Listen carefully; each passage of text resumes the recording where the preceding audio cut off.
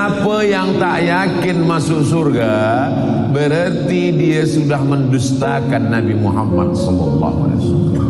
Sebab apa kata Nabi? Man qala la ilaha illallah Muhammadur Rasulullah dakhalal jannah.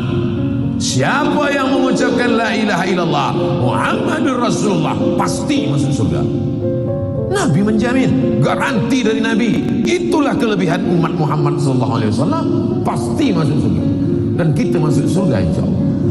Ini kadang jamaah ini, Ustaz Abdul Somad, nanti bila engkau di akhirat cari aku di neraka. Apa ni? Kenapa yakin betul masuk neraka? Kita ni masuk surga.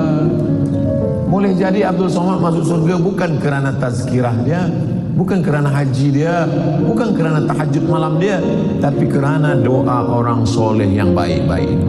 Di sini ada syabun nasya'a fi ibadatillah, anak muda yang beribadah kepada Allah. Kenapa dalam hadis itu disebut pemuda belia beribadah kepada Allah? Sebab kalau ada orang tua ke masjid, memanglah ke masjid, malaikat maut dah dekat. Tapi kalau ada pemuda belia ke masjid, innahum fityatun amanu bi rabbihim wa zidnahum huda.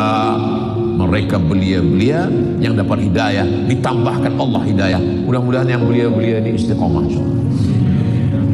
Saya, andailah ditawarkan malaikat, hai Abdul Somad, mahukah engkau aku buat belia lagi umur 20? Tak sanggup saya. Zaman saya dulu, untuk kenal perempuan susah. Nak kenal perempuan, tangan kita pun menggeletar. Nama awak. Sekarang dia tinggal cari saja di FB, nampak, terus hai, ada nombor tak? Grup-grup WhatsApp begitu mudahnya. Jadi mereka buat Facebook, mereka buat WhatsApp, mereka buat YouTube, mereka buat Twitter, mereka buat social media. Tujuannya supaya pemuda Islam rusak, hancur. Apa yang terjadi? Yuriduna ayyutfi'u nurallah wallahu mutimmu nurihi. Mereka ingin memadamkan cahaya Allah, tapi cahaya itu tak padam.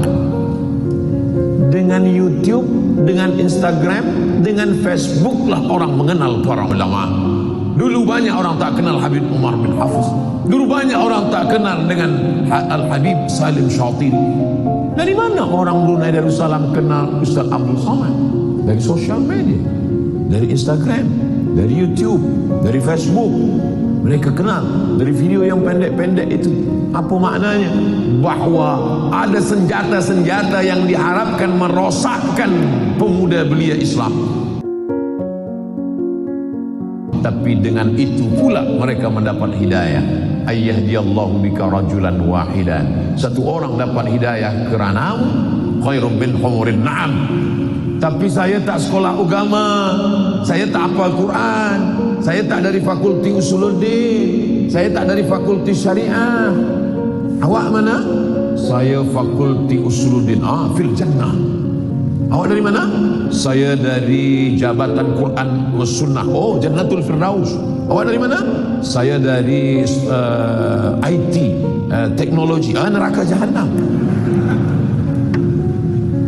Siapa yang ambil gambar saya, siapa yang syuting, siapa yang editing, siapa yang akan upload? Mereka orang-orang yang mengerti multimedia. Maka dengan mereka lah dakwah ini sampai. Jadi tidak semesti belajar agama saja. Yang belajar agama baik, bekerja sama mereka. Saya pernah sampaikan tazkirah, saya tengok ramai pemuda belia bawa kamera. Selepas itu saya tanya, kamu ni mana? Kami pelajar dari Universiti Islam. Kenapa bawa kamera semua? Sebab pensyarah kata, nanti Ustaz Abdul Somad ambil gambar, cut, edit, buat subtitle, nanti kamu natijah ambil dari sana. Kalau video bagus A, kalau tak bagus C. Bagus. Inilah yang melancarkan dakwah. Datang satu jamaah, Ustaz Somad, anak saya ini dia ambil jabatan bahasa Inggris. Bagus kata saya. Tapi apa gunanya untuk dakwah?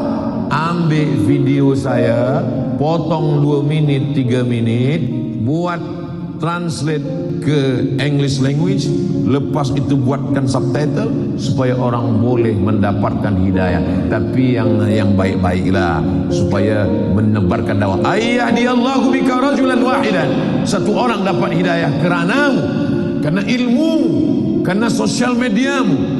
Khairum min hurin na'am, lebih baik daripada seekor unta yang merah, kendaraan termahal zaman Nabi. Dalam riwayat lain, khairum minad dunya wa ma fiha, lebih baik daripada dunia dan seisinya.